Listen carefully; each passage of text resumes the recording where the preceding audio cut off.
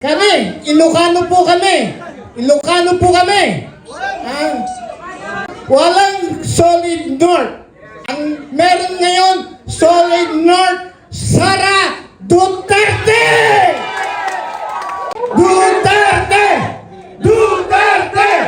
Duterte! Duterte! Panawagan ko lang sa ating mga kapwa Pilipino, huwag kayong maniwala. Bakit? Bakit po? Si Bongbong, si Bongbong is a professional liar! Ako rin po, dating konsehal. Ang confidential fund o intelligence fund, pag ibinigay yan, parang pabigay na yan. Gagastusin mo na yan kung saan mo gusto. Pero yung ginawa sa kanya, parang pain po. Binigyan po siya ng confidential fund, tapos i-audit, tapos papahirapin. Sige. Para rin po yan sa mga... Muna. Okay, sa iba po, pagbigyan nyo lang kami next time na. Thank you, maraming salamat po kay Eric. Magandang tanghali po sa ating lahat. Una muna nais ko pong humingi ng dispensa at medyo late po at dahil may pinuntahan pa po ako. Pero una-una nais ko patiin lahat po na nandito, palakpakan po ang inyong sarili. Dahil napakalaking bagay po ang ginagawa nyo ngayon sa ating bansa. Kami po ay galing pa sa Pangasinan. Siyempre dito po tayo sa National Capital Region. Nandito po yung parang laban. Pero kami po ay nagmamadyak po sa ginagawa nyo po dito ngayon sa ating bansa. At kami po ay mingan pa. Ay nagpapasalamat sa ginagawa nyo, pagmamalasakit, sa kabila ng panggigipit na ginagawa po sa inyo, nandiyan pa rin po kayo lumalaban. Ako po ay si Alvin Coque, dating konsehal sa siyudad ng Dagupan City. At maiksing kwento lang po ang sasabihin ko regarding our Vice President Sara Duterte. Kasi po, nakakasama ng loob yung lahat ng pinaparatang sa ating Vice Presidente dahil po sa aming lugar sa Dagupan City, doon po sa Office of the Vice President, kapag may nangangailangan po ng tulong, doon po namin tinuturo. Kaya po nakakalungkot na ang sinasabi nila na pinaparatang nila kay Vice President. Dahil kapag may nangangailangan mga mamamayan sa amin po, pagdating po sa pag may sakit, pag meron pong namatayan, doon po namin tinuturo sa Office of the Vice President. At palakpakan po natin ating Vice Presidente. So kami po ay nagtataka dahil po sa mga pinaparatang sa kanya. Pag meron po nangangailangan mamayan po doon sa amin, tinuturo po namin sa Office of the Vice President. At hindi lang po maliit na halaga ang binibigay sa kanila. Pag kami namatayan po, ang binibigay po is mga 10,000 to 15,000. Pag may ordinaryong may sakit, 5,000. Sa amin po bilang mga konsehal, hindi po namin maibigay yung halagang yon. Pero sa Office of the Vice President, wala pong umuuwing luhaan. Lahat po yun nabibigyan. So, talagang nakakapagtaka po yung sinasabing confidential fund. Ako rin po, dating konsehal. Ang confidential fund o intelligence fund, pag ibinigay yan, parang pabigay na yan. Gagastusin mo na yan kung saan mo gusto. Pero yung ginawa sa kanya, parang pain po. Binigyan po siya ng confidential fund, tapos i-audit, tapos papahirapin. Para rin po yan sa mga ordinaryong mga kumpanya. Meron po tayong rata. Representation and Transportation Allowance. Kung saan mo gagastusin yan, nasa sayo na kung saan mo gagastusin.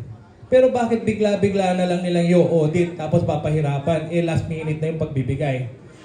So alam po ng mga elected officials yan kung paano mag-budget. At alam din po nila na kapag confidential fund, kaya mo nang gastusin yan kahit naman. Kumbaga parang maliit na bagay na lang po yan, pero pinapalaki na lang po nila. So, siguro napakalit na bagay yon. Sa amin lang po, isa pa. Bakit pa iko-corrupt ng ating Vice Presidente yon? Anak siya ng presidente ng dating administrasyon. Ba't siya magko-corrupt? Kung kailangan niya ng pera, di sana ginawa na niya noon pa, di ba? So, common sense lang. Yung pinaparatang sa ating Vice Presidente, ginagawa lang para talagang pahirapin siya at gustong tanggalin siya sa posisyon. So, yun lamang po, pasensya na po, hinihingal tayo. Nasabi ko lang po ang aking saloobin bilang isang pribadong mamamayan na ngayon, ba't hindi na lang hintayin ng administrasyon ngayon yung 2 taon 2028, bakit pa nila kailangan pahirapan ang ating Vice Presidente? Samantalang ang ating Presidente Digong noon, nung sinasuggest na i-impeach si VP Leni Robredo, ay sinabi niya stop it. Kasi ayaw niya ng alitan. Ayaw niya ng hindi pagkakaisa. So sana wag po tayong hihintong susuporta sa ating Vice Presidente dahil lalo't lalo na ngayon kailangan ng ating Vice Presidente ang suporta. Kahit naman lang siguro sa ating mga panalangin, may pakita natin na tayo nagkakaisa at nasa likod niya. Yun lang po, maraming salamat at mabuhay po ang Pilipinas. Maraming Sa dami po ng mga nagsalita, wala na po akong masasabi siguro po. Dahil yung mga sasabihin ko sana ay natakil na po kanina. Isa lang ang akin na sasabihin po na dahil sa SONA, this coming SONA, ang panawagan ko lang sa ating mga kapwa Pilipino, huwag kayong maniwala. Bakit? Bakit po? Si Bongbong, si Bongbong is a professional liar. Huwag kayo pong maniwala sa anumang sasabihin niya. Yan lang po ang hiling ko sa kapwa ko Pilipino, sa kapwa ko senior citizen, sa kapwa ko retiradong mga uniform service. At huwag din kayo maniniwala na may solid north na BBM. Kami, Ilocano po kami. Ilocano po kami. Yung kulay namin, walang solid north. Ang meron ngayon, solid north, Sara Duterte!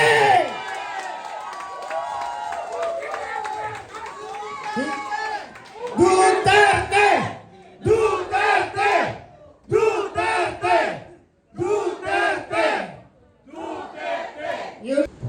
Sa umaga nito, pakalaking pasalamat ko na binigyan ninyo ng malaking panahon na naparito kayo ngayon. Dahil sa panawagan ng kampilan ng mamayang Pilipino na dapat magkaisa tayo. At karapat-dapat din nandito sa oras na ito ating ipadama sa gobyernong ito na napakalaking kasalanan niya sa taong bayan. Para ipabot din natin sa kanya, hanggang ngayon hindi niya natupad yung gipromesa niya doon sa Tagum City, November 21, 2021, na doon nagsaad siya at sinabi doon na ang Pilipinas ay babangon muli. Ngayon, mga kakampi sa kinabukasan ng ating bansa, para sa karangalan at sa hustisya, para sa ating mga kapwang mamamayan, na parito po tayo hindi sisingil kay Bongbong Marcos. Kung hindi, ibigay alam natin sa kanya ang gaano siya nagsinungaling sa taong bayan. On that day, November 21, 2021, there at Tagum City, nandoon si Bongbong together with Vice President Sara kasama si Romualdez, kasama yung anak niya si Sandro, kasama niya si Lagdameo, kasama niya si Vic Rodriguez. Doon sa Tagum, nabanggit niya yung babangon muli tayo. Ano na ngayon ang nangyari? Maglilimang taon na sa promesa niya. Walang napatupad niya. He deceived the Filipino people because of his pure lies. Tayo ngayon nabaon sa utang, nabaon pa tayo sa kahirapan. Sabi niya, 20 pesos ang bigas. Nangyari ba? So, lahat na ito, mga kapatid ko, ating ipadama ngayon sa taong bayan na we were all deceived. Hindi na natin kaya ito because hindi na makinig si Bongbong Marcos. I've been telling all throughout our country na no amount of medical attention could cure the illness, the sickness, yung pakabangag ni Bongbong Marcos. Tama! Deadened na yung brain tissue niya. Hindi na siya makinig sa ating kagustuhan na there must be a rule of law. Pinagbebenta na niya lahat ng kayamanan, ang yaman ng taong bayan ng ating bansa. Pinagbobolsa na nila. Okay lang sana kung pinagbobolsa nila yung pera. Huwag lang naman ang dignidad ng taong bayan. Huwag naman ibolsa ang ating dignidad, mga kababayan ko.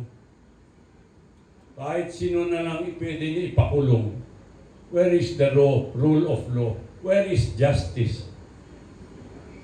Sana, okay lang sana kung yung pera ngayon na maleta-maleta na ang nakatanggap yung mga alalay niya, mga cohorts niya. Okay lang sana kung yung pera na yun ibigay premyo, ibigay na premyo, anong tawag mo sa Tagalog, yung premyo? Pabuya sa makapagsalita kung sino o makapagsumbong kung sino ang mga kawatan sa gobyerno. Pero hindi nangyari. Ang nagsusumbong ngayon, pinapakulong pa. We don't afford that, my dear countrymen, my fellow men. Hindi natin kaya yan. Kaya, malaking pasasalamat namin ngayon sa Kampilan, kasama natin lahat ng kaiba-ibang organisasyon. Kagagaling ko sa Davao ngayon, nagkaroon kami ng launching ng Kampilan doon all throughout Mindanao. 6 regions yan have participated. Owing sa desire namin na malaman, dapat malaman ng taong bayan ano nangyayari ngayon sa atin. So itong Lunes nito, we will not expect anything from the zona of Bongbong Marcos because those are pure promises, pure of lies and deception. Kaya ipabot natin sa buong daigdig na itong sinungaling na presidente dapat bababa na yan. Dapat mag-resign na yan. Dapat siya ang dapat i-impeach natin. So we declare to impeach the president in this venue ngayon. Tama! Tama ba? Tama! Ayaw na natin. Bugbog na tayo masyado. Nahihirapan na tayo lahat. Paano na ang bansa natin? Paano ang mga ang umaabot na henerasyon natin? Kawawa naman. So, ang Kampilan gusto na tayo, together, we shall redeem our nation from corruption, from all those anomalies committed by this present administration na wala na siyang moral ascendancy to govern. So yung SONA sa July 27, walang kabisa-bisa yan. Pakisabi natin sa ating mga kababayan, walang kabisa-bisa yan. Those are pure lies, pure deception, saka immoral pa. Yun. Thank you. Magandang umaga sa inyong lahat, mga kababayan ko. Maraming salamat kay Chairman Cesar Kun Tapay. May karapatan ba ang mga mamamayang Pilipino na bawiin ang mandato ng isang opisyal sa gobyerno kung ito ay kumukontra sa kabutihan at karapatan ng mamamayan? Ang sagot, meron po. Sapagkat tayo ang pinanggagalingan ng kapangyarihan, tayo ang pinanggagalingan ng otoridad ng gobyerno. Brother Laverne, kasama na natin ang susunod na magsasalita.